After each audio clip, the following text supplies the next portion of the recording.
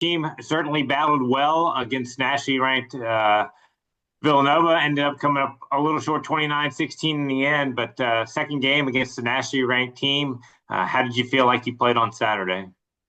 I think we came out with the right demeanor and temperament. Had a good three and out start with our defense. It all started with a kickoff. They're a great kick returner. Dropped the kickoff. We covered it well. Three good plays on defense. Punted the ball to us.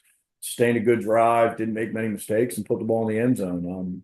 So it was pleased with how we started, but the name of the game is consistency, and we're still searching for it. Offensively, as you said, you take that drive down, 7-0 lead right out of the gate. What went well there, and then what changed, I guess, throughout the course of the day? I think that unit, what went well, Rob, was we just executed the calls. Hmm. There were some things we had game plan wise that were, you know, uh, good calls, and Villanova took away some of the options that we had in those calls, and we still found a way to find the second and third option, and we executed it. And then, what kind of faltered later in the game was, it's just not a unit with great confidence right now. And that's such a vital thing. I mean, you look at Coach Cal's offense, watching them in crossover film, they play with absolute confidence all the time. And, it's a sight to be seen. So, as we got later in the game, our confidence wavered playing such a good team, and we struggled to execute.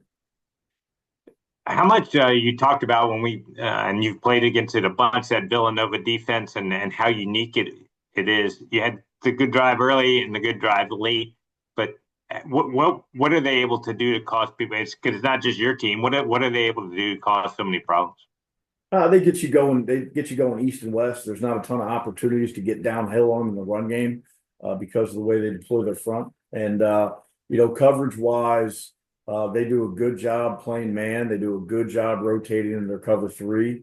They keep good leverage on routes, and they stay behind everything. So you really can't take too many shots on them. A lot of stuff's got to be underneath. So um, it makes it difficult on young, inexperienced offenses. But that's like a time honored tradition there, Villanova. That odd stack defense that really cancel gaps and get you doing things you don't want to do.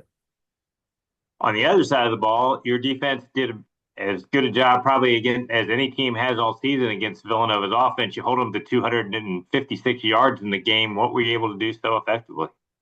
We mixed up some of what we typically do in our game plan. Unfortunately, due to the season and the immense amount of injuries we've had to move pieces and parts around. So our backup boundary safety was our starting will linebacker this week. Our starting will linebacker was our starting Mike this week. But what it allows us to do is get a little bit more speed on the field. Not that we're a slow unit, but some of the guys stepping in, playing in different roles, are really good athletes. And it might not be the fastest safety we have, but when you play linebacker, you might be the fastest linebacker we have. So, they did a really good job mixing some things up and getting the ball going sideways. And that's a hell of an offensive unit Villanova has. And I'm damn proud of our defense. One of the guys who had a big day and has really had a big year for you is Valentino Kamara. 5 tackles, 3.5 tackles for loss, forced a fumble. Just talk about the season that he's been able to have.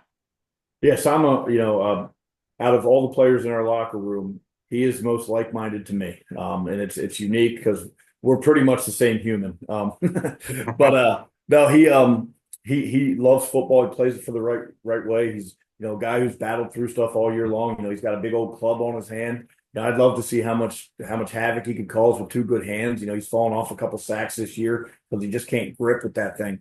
But Sama is the undisputed leader of our team. And when he talks, it sounds like church on Sunday. It is quiet, and there's one guy preaching. And he's earned that respect, and his play follows it. There's not a day that he doesn't take our practice field where he doesn't leave 100% of himself out there. And that's to be commended, and that's the standard that we want here. And, he's the biggest flag bearer of our standards. So it's no surprise to me that he keeps playing at a high level. As you said, you guys have been so beaten up defensively, and you had a lot of new guys in there. Who are some guys that impressed you with the way that they were able to play Saturday? Uh, Two in particular were Paris Smiley, playing a position that he's never played in college. So he's had 1 week at it and was playing our weak side linebacker. And then Chris Gales, who's a kid who, we took from Toledo, high energy guy, practices and plays hard as hell, was great on special teams last year. And then, we've moved him into a pass rushing specialist role. And because of our injuries, we're like, okay, let's push him back to linebacker. And he played a bunch of linebacker and created some havoc and did exactly what he was coached to do throughout the game. Let's look ahead to Saturday. Your team is back on the road at William and Mary. As you've started to dive into them a little bit, what are some of the challenges that they present for you? Oh, they're enormous for one. They're one of the bigger teams in our league. I mean, you look at their O line, 6'4", 270, 6'4", 300, 6'4", 300, 6'5", 315, 6'5", 300. So they're enormous. They got a great receiver, Devin Thompson. He's enormous. The talent laid it all over the offense. And then on the defensive line, they're enormous. Typically you're not playing against guys in the B and C gaps that are over 260. All their guys are 290 and above. Their linebackers are big, 255, 230, 220. They're a big physical group. Obviously well coached. Coach Lund's been doing it for a long time, doing it well. So, just all three phases, well coached, big athletic guys. Just talking with Coach Santos a few minutes ago about the challenges of Tyler Hughes as a run pass threat, and there seems to be a bunch of those around the conference this year that you guys are having to deal with from the defensive side. What impresses you about him? I think last week he only threw what, two or three incomplete passes. So, the notion that he's a dual threat guy, you have to understand that like sometimes when you play against those guys, one threat's better than the other. He seems to be pretty damn equal with both threats. So he'll kill you with his legs, kill you with his arm. He's 23rd in the nation in passing efficiency. So just like playing against Farrell, against Rhode Island, and playing against the Caden Bennett from Dell State, we're going to have to keep him in the pocket, and we're going to have to defend the pass. So he presents a huge challenge. And then offensively, just going back to some of your earlier comments with the confidence level and mentioning Monmouth's offense, how as an offensive coach do you try to build some of that confidence in your offense and try to get that to where you'd like it to be?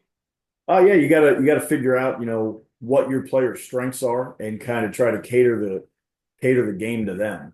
Like early on in the season, we go out to Iowa with 5 linemen who've never started a college football game. So you trying to figure out what their strengths are in those moments is a little bit difficult. And we play a different defensive style here, so trying to figure it out in camp's also difficult. So and then once you figure that out, you got to figure out who can score touchdowns for you and give them the ball. And we're not scoring a lot of touchdowns right now, so maybe we got to find some new people to score them. But to build the confidence, you got to kind of figure out what you can do well, what your strengths are, and try to cater your offense to those.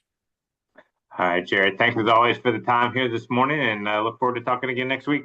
My pleasure. All right, thank you.